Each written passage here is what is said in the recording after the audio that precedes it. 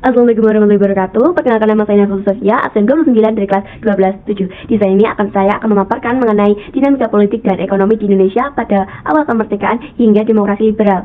Tentunya di penjelasan saya ini sudah tercantumkan 5W plus 1H, yaitu apa, siapa, kapan, di mana, mengapa, dan bagaimana.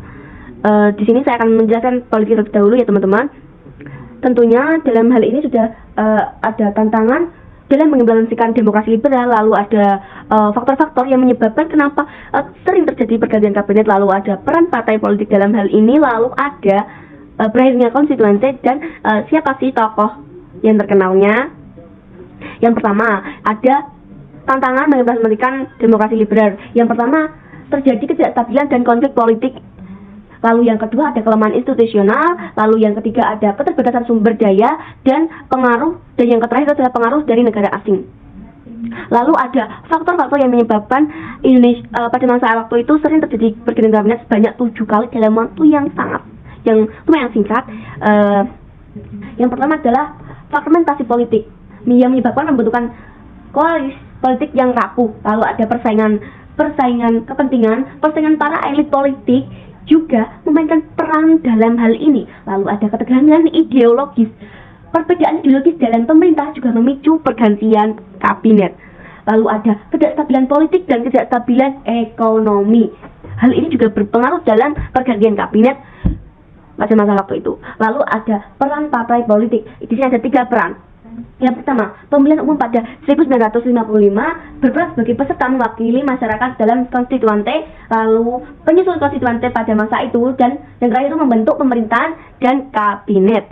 Lalu yang ini ada konstituante terbentuk pada 9 November 1955 pada waktu pemilu dan dibubarkan pada 5 Juli 1959. Di sini ada 2 tokoh yang sudah saya gambarkan. Yang pertama ada presiden pertama kita, yaitu Presiden Soekarno, dan wakilnya yaitu Muhammad Hatta. Di sini ada 4 tantangan, 5 faktor, dan 3 peran. Lalu yang kedua ada ekonomi. Di sini saya menjelaskan adalah latar belakang kekacauan ekonomi di Indonesia. Yang pertama, kurangnya pemerintahan yang stabil. Hal ini dikarenakan kurangnya pengalaman pemerintah dalam mengelola pemerintahan, perbedaan pandangan politik merdeka ya teman-teman. Lalu ada kondisi keamanan yang tidak stabil. Sudah saya jelaskan tadi bahwa Indonesia baru merdeka dan keamanannya ini belum stabil dan masih dilakukan penyerangan oleh negara-negara lainnya yang menjadi Indonesia menjadi incarannya. Lalu ada terjadi inflasi yang tinggi, lalu kekosongan kas negara dikarenakan ya tadi Indonesia baru merdeka, kesulitan dalam mengelola keuangan sendiri. Lalu yang terakhir ada blokade ekonomi dari Belanda.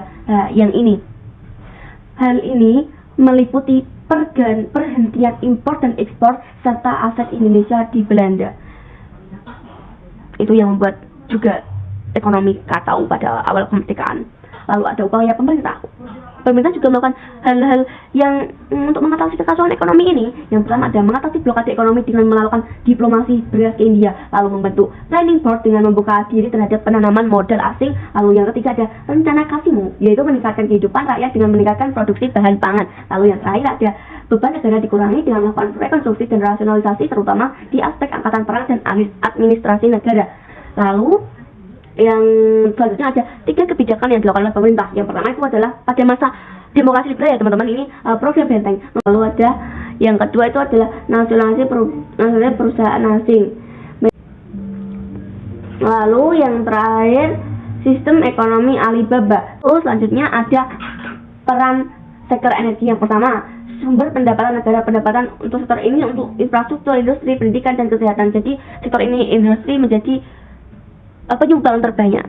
Lalu ada peningkatan infrastruktur, lalu meningkatkan lapangan kerja baru dan ekspor impor perdagangan memberikan kontribusi besar terhadap neraca perdagangan.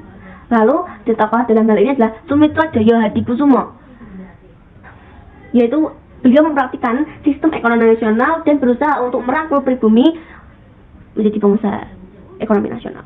Itu dia, sekian yang dapat saya paparkan. Mohon maaf apabila ada salah kata maupun perbuatan, mohon dimaafkan. Wassalamualaikum warahmatullahi wabarakatuh.